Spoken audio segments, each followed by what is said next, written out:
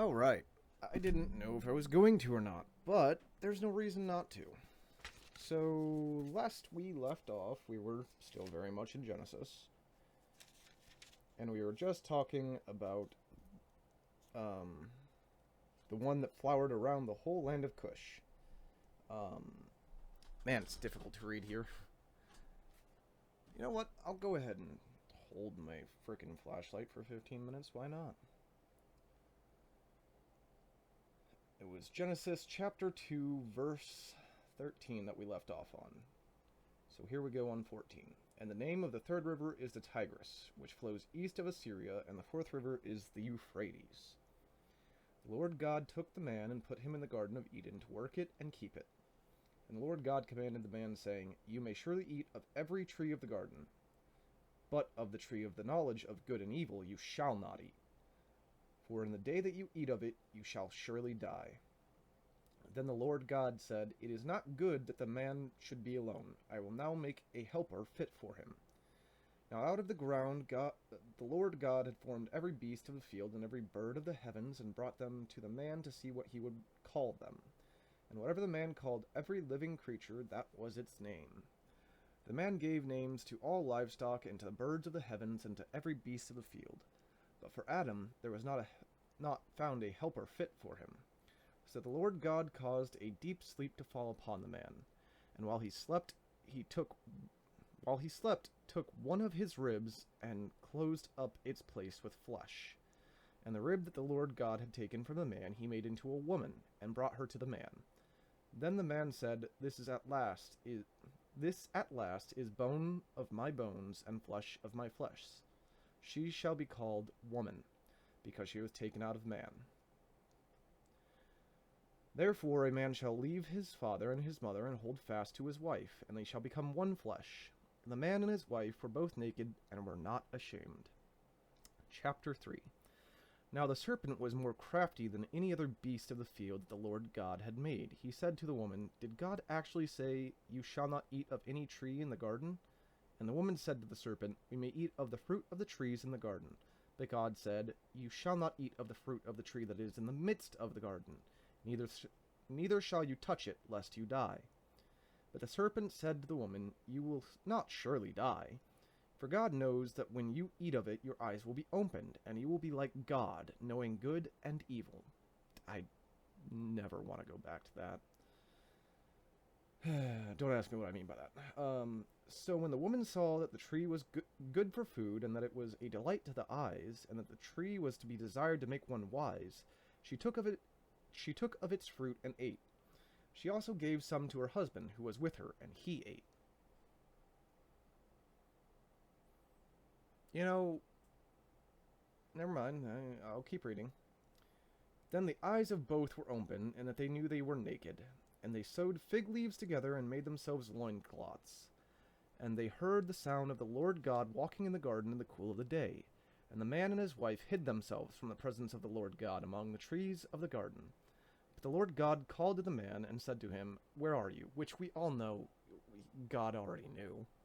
Like, it's impossible for God not to know these things, in my opinion. You know? Anyways. And he said, I heard the sound of you in the garden, and I was afraid, because I was naked, and I hid myself.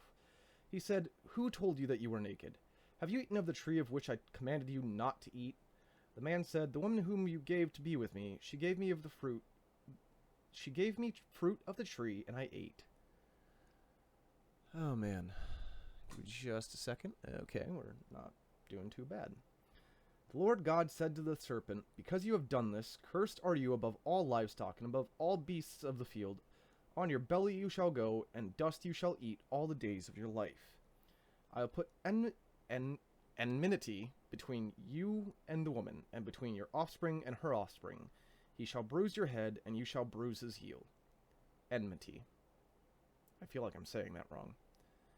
To the woman he said, I will surely multiply your pain in childbearing. In pain you shall bring forth children. Your desire shall be for your husband, and he shall rule over you. Which we all know is a talking point of a lot of things these days, of which I'm not disagreeing with God, but I'm more of the sound aspect that we're equal. We both hurt each other, man and woman, let's just be honest.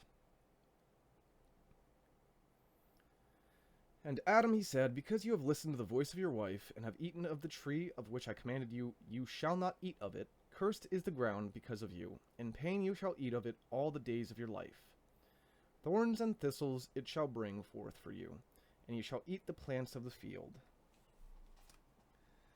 By the sweat of your face you shall eat bread, till you return to the ground, for out of it you were taken. For you are dust, and to dust you shall return. The man called his wife's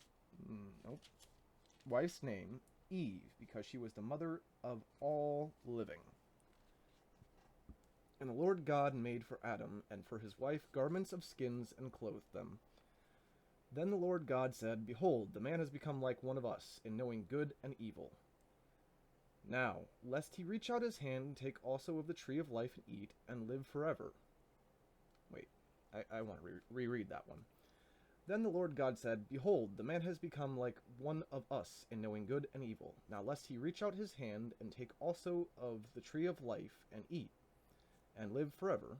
Therefore the God has a hyphen there. I'm failing to understand this, so not that I want to just move on, but I shall move on. Therefore the Lord God sent him out of the Garden of Eden to work the ground from which he was taken. He drove out the man, and at the east of the Garden of Eden he placed the cherubim and a flaming sword that turned every way to guard the way to the tree of life.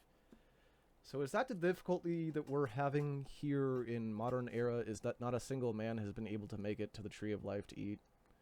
I don't know. Just a little hypothesis.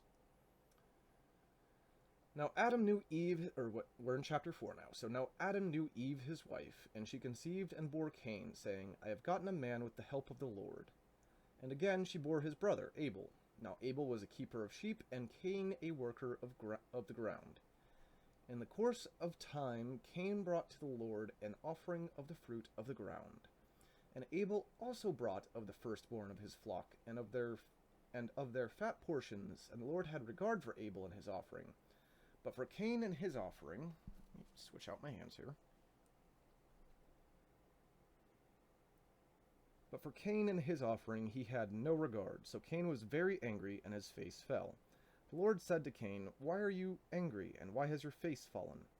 If you do well, will you not be accepted? And if you do not do well, sin is crouching at the door. Its desire is for you, but you must rule over it. Cain spoke to Abel his brother, and when they were in the field, Cain rose up against his brother Abel and killed him. So Cain killed Abel. Then the Lord said to Cain, Where is Abel, your brother? He said, I do not know. Am I my brother's keeper? And the Lord said, What have you done? The voice of your brother's blood is crying to me from the ground. And now you are cursed from the ground, which has opened its mouth to receive your brother's blood from your hand. When you work the ground, it shall no longer yield to you its strength. You shall be a fugitive and wander on the earth. Cain said to the Lord, My punishment is greater than I can bear. Behold, you have driven me today away from the ground, and from your face I shall be hidden. I shall be a fugitive and a wanderer on the earth, and whoever finds me will kill me. Then the Lord said to him, Not so. If anyone kills Cain, vengeance shall be taken on him sevenfold. And the Lord put a mark on Cain, lest anyone who found him should attack him. Then Cain went away from the presence of the Lord and settled in the land of Nod, N-O-D, east of Eden. Cain knew his wife, and she conceived and bore Enoch, when he built a city, he called the name of the city after the name of his son, Enoch. Let me fix my glasses here.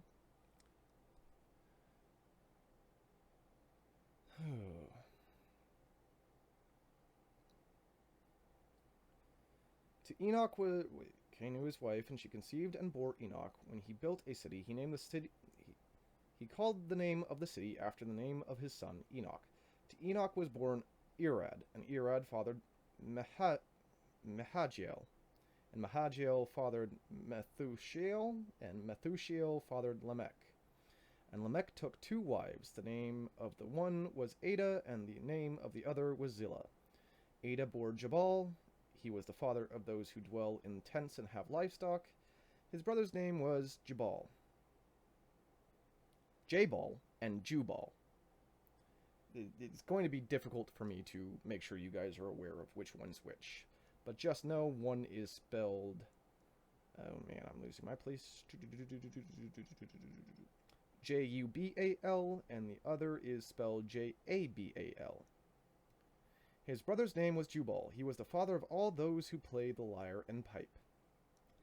Zillah also bore Tubal Caine. He was the forger of all instruments of bronze and iron. The sister of Tubal Caine was Naamah. Lamech said to his wives, Ada and Zillah, hear my voice. You wives of Lamech, listen to what I say. I have killed a man for wounding me, a young man for striking me. If Caine's revenge is sevenfold, then Lamech's is 77fold. And Adam knew his wife again, and she bore a son and called his name Seth. For she said, God has appointed for me another offspring instead of Abel, for Cain killed him. To Seth also a son was born, and he called his name Enosh. At that time, people began to call upon the name of the Lord, of which we enter chapter 5. This is the book of the generations of Adam. When God created man, he made him in the likeness of God. Male and female he created them, and he blessed them and named them man when they were created. When Adam had lived 130 years, he fathered a son in his own likeness, after his image, and named him Seth. The days of Adam after he fathered Seth were 800 years. Such a long time. And he had other sons and daughters. Thus all the days that Adam lived were 930 years, and he died. When Seth had lived 105 years, he fathered Enosh. Seth lived after he fathered Enosh 807 years, and had other sons and daughters. Thus all the days of Seth were 912 years, and he died. When Enosh had lived 90 years, he fathered Caine. Enosh lived after he fathered Caine 815 years, and had other sons and daughters.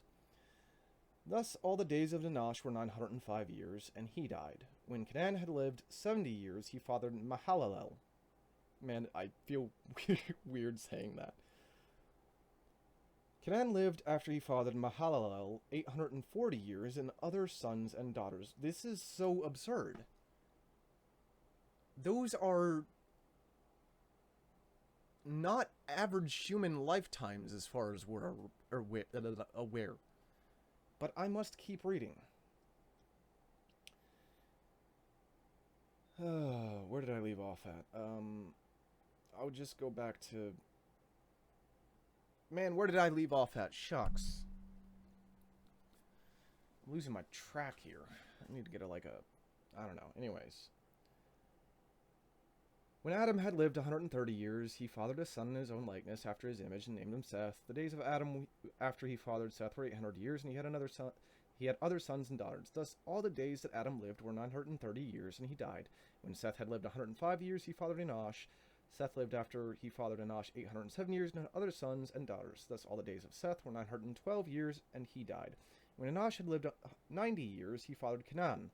Enoch lived after he fathered Caine 815 years, and had other sons and daughters. Thus all the days of Enosh were 905 years, and he died. When Caine had lived 70 years, he fathered Mahalalel. Caine lived after he fathered Mahalalel 840 years, and had other sons and daughters. Thus all the days of Caine were 910 years, and he died. When Mahalalel had lived 65 years, he fathered Jared. Mahalalel lived after he fathered Jared 830 years, and had other sons and daughters. Thus all the days of Mahalalel were 895 years, and he died. When Jared had lived 162 years, he fathered Enoch. Jared lived after he fathered Enoch 800 years, and had other sons and daughters. Thus all the days of Jared were 962 years, and he died. When Enoch had lived 65 years, he fathered Methuselah. I'm probably butchering these names. I'd love to spell them as well for you, but that would take extra time. Either way, we are hitting about the 15-minute mark. I've got to find a way of keeping better track of all of this. So we'll leave off on Genesis chapter 5, verse 22. for now, that is all for today, and I hope you all have a very blessed day, and I will see you for the next Bible reading.